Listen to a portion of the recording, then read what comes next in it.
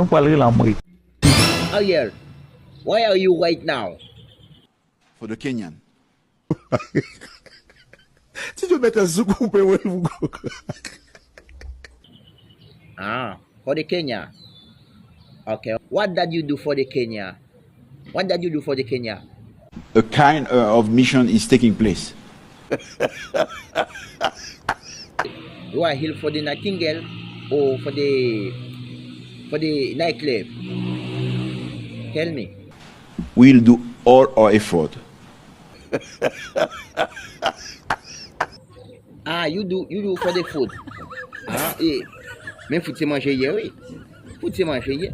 Dis ça pour aussi. On t'a dit à manger. We'll do for the food. Ok. Nous t'a dit à manger. Mais dis ça pour aussi. Let's go.